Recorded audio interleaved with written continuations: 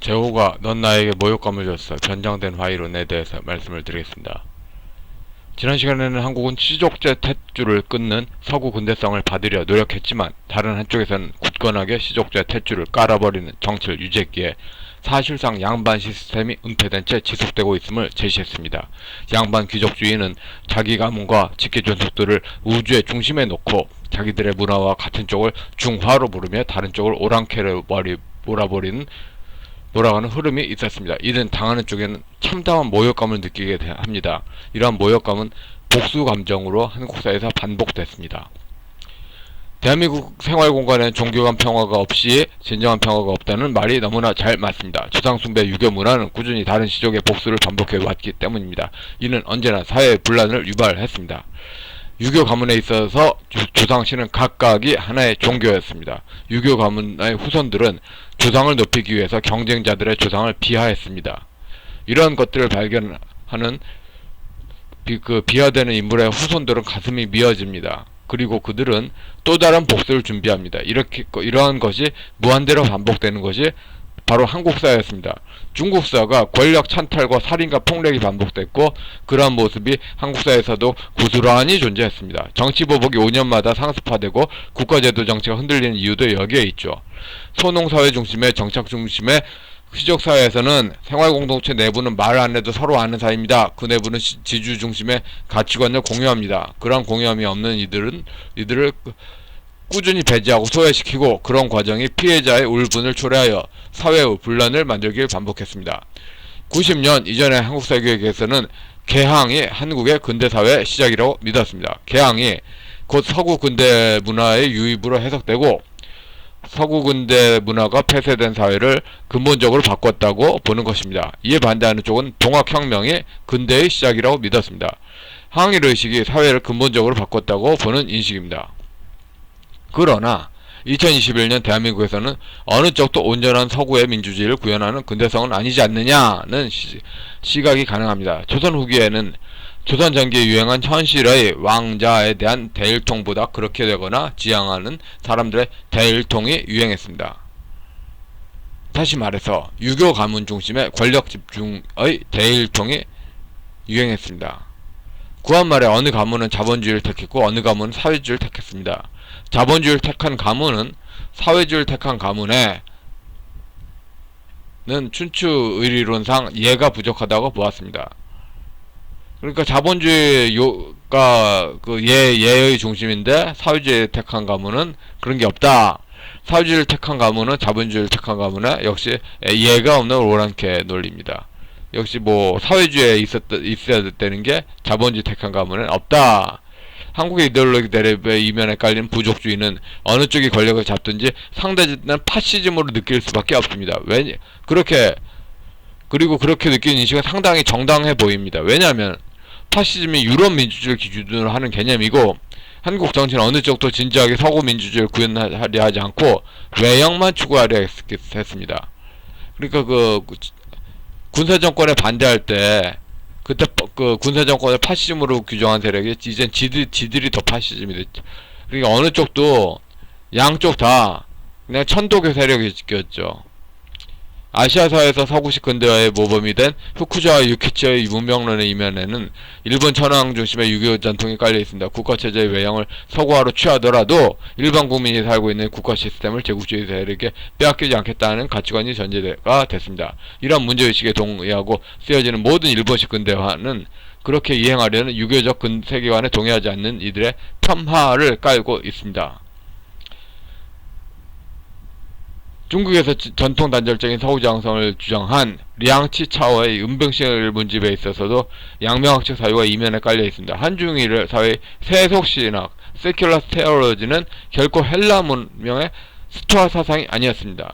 일본의 천황제 전석이라는 예외적 상황을 존속하면 중국 문명의 유교적 시스템은 혈연 연고 자의성으로 귀족 상호 간의 소통 곤란을 만들고 그로 인해 사회 혼란이 반복되고는 했습니다. 한중일 사회에 소련의 영향력을 줄 양반 가문들도 소련 사회주의를 이해하는 데에 자신들이 이해했던 유교 신앙을 활용했습니다. 청나라가 망하고 친중파의 소련 청나라를 대신하는 그 중화였습니다. 사회주의 운동이 각 나라의 문화에 밀접했고 아시아 공산주의는 유교 문명에 작동했습니다.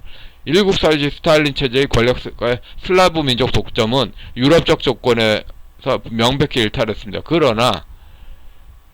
그러니까 유럽에서 일탈한 아시아라는 게 공산주의라는 의미라면은 아시아에서는 좀 의미가 다르겠죠. 중화민족은 부족끼리 권력 독점을 지향했던 반만년 역사이기에 레닌 스탈린 체제의 일당 독재 문화를 위한 바탕문화가 충분했을 것입니다. 그러니까 중국은 공산주의가 중국을 망친 게 아니라 중국이 공산주의입니다.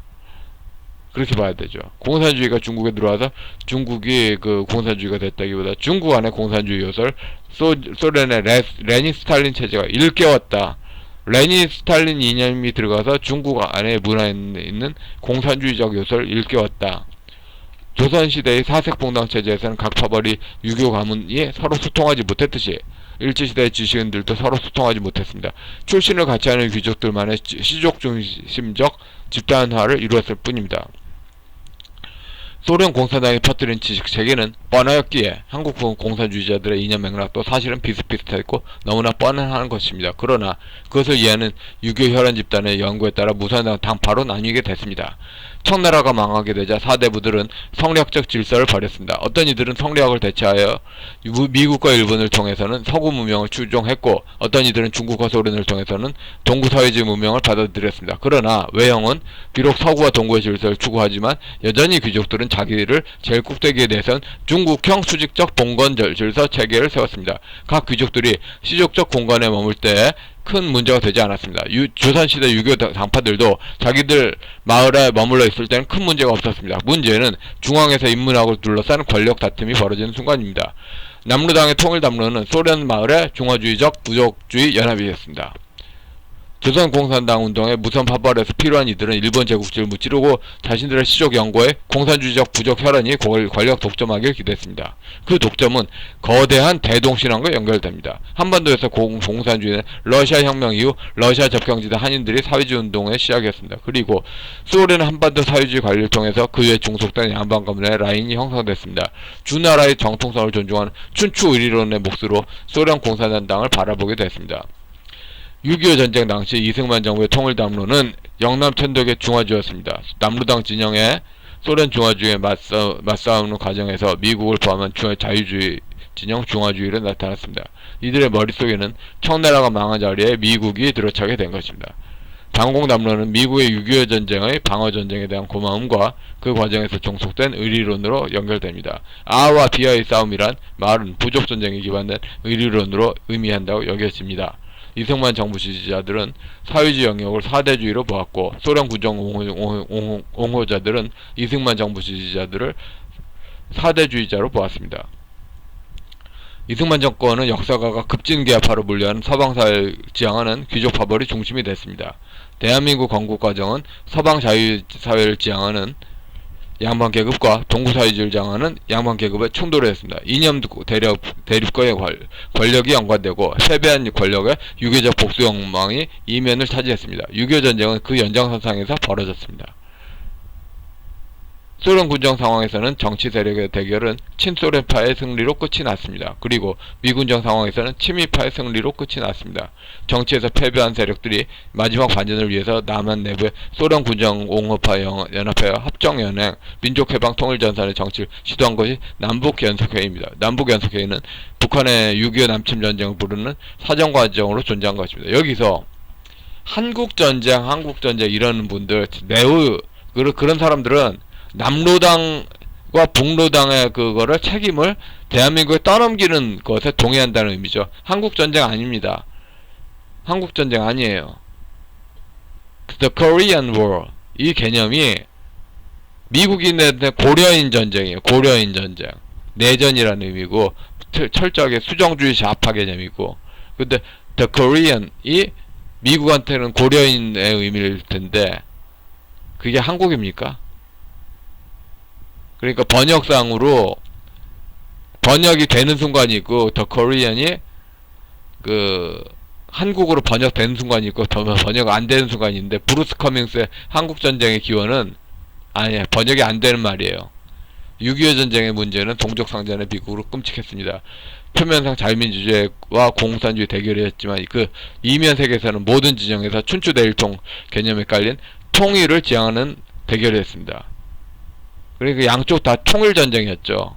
통일전쟁이자 자기들 파벌의 양방 가문 옹호 전쟁이고, 공산주의 세력이 학살 많이 했지만 좌파들의 주장은 이승만 정권에 줄 섰던 영남 친종교들의 반격에서 만만치 않은 인명피해가 났다는 것이겠죠. 그래서 그 90년대 이후로는 이승만 진영에서 뭐 6.25 전쟁 때 그것만 강조가 됐는데, 반대로 그들의 내용은 잘 다루지 않았죠. 모든 것이 북한 공산당과 소련 때문이다 해서 모든 것이 미국과 소련 때문이다로 바뀌었는데, 이제 모든 것은 1922년에서 45년까지 중국이 번안한 사회주의 문화를 못 벗어난 한국 사회의 공산주의 문명 자체 때문이다. 1922년부터 45년 사이에 그 소련과 중공의 한반도 지배력이 강했다고 합니다. 반공시대에 권력을 쥐었던 개화파 양반 가문연합은 자신들의 정통론을 내세웠고, 남루당 출신들을 문화적으로 홀대하는 화이론을 구사했습니다. 서양 개념이 사용됐지만 그 인지구조는 과거의 부족중심 농촌마을의 사고구조가 그대로 나타난 것입니다. 반공을 주도한 양반 가문은 이념이 주도했다기보다 자기 가문 지도자들의 정통론과 반대쪽의 오랑캐 시각을 논했습니다. 그리고 좌파들의 사고가는 자기 가문 지도자들의 정통론과 반대쪽인 반공을 주도한 개화파 양반 가문의 오랑캐론을 논했습니다. 한반도에 퍼진 그 과거 공산주의 이념에 깔린 러시아 혁명 지식에서는 소련 공산당을 추종하지 않는 이들을 낙인 찍고 부정하는 무성한 개념이 있습니다. 중국의 부족주의 인지주의 구조에 오랑캐 무리에 딱 들어맞은 것입니다. 춘원 이광수는 혁명가의 아내라는 일제 항일 공산주의 운동가를 비하하는 소설을 썼습니다. 20년대 그런 소설을 썼어요. 이광수는 일본을 통해 파악한 근대적 자아관으로 생각했겠으나 그것을 바라보는 항일 공산주의 세력은 그렇지 않았습니다. 모욕감을 느낀 것입니다. 항일 공산주의자들은 춘원 이광수의 항일 공산주의 세력에 대한 비하에 대해서 강하게 성토했습니다. 우리가 표현의 자유라는 그 서양 개념은 신체와 같은 친중 좌파의 인지구조엔 전혀 존재하지 않았고, 시족 혈연을 공유한다고 여기는 춘원 이광수의 항일 공산 세력에 대한 비하에 대해서 분노에 기인한 복수 감정이 지배한 것입니다. 그 성토가 있은 후에 70년이 흐른 90년대 한국 교육에서 춘원 이광수는 배제가 됐습니다. 문제는 70년이 흘러서 서구적 그 자아관이 갖는 것이 친일이라고 말하기 불가능한 상황이 된 공간에서 그런 전제의 비판이 벌어졌다는 것입니다.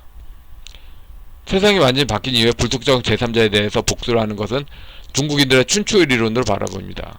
중국에서는 정상이, 서양에서는 비정상이 그러니까 지금 현재도 서양법 체제인데 대중사회를 친중화시키고 무수한 불법이 행해지고 있죠. 개화파 양반들이 반복했던 것은 1인 통치권자 왕을 중심으로 한 유교였습니다. 국법을 어기겠느냐? 이런 왕의 도구로서 그 법을 강조했습니다. 좌파 양반들이 반복했던 건 차벌과 당파 중심으로 하는 유교입니다. 제후가 중심되고 허수아비 임금이 지배하는 조선 후기 관점을 잇고 있습니다. 좌파는 꾸준히 개화파 양반들의 모순성을 지적하고는 자기들의 모순을 은폐했습니다. 반공을 주도한 개화파 양반 가문의 화이론은 그의 지배당한 혈연들의 격렬한 굴욕 반응을 이끌고 왔습니다. 그러나 이들은 세상이 완전히 바뀐 불특정 제3자에 보복을 했습니다.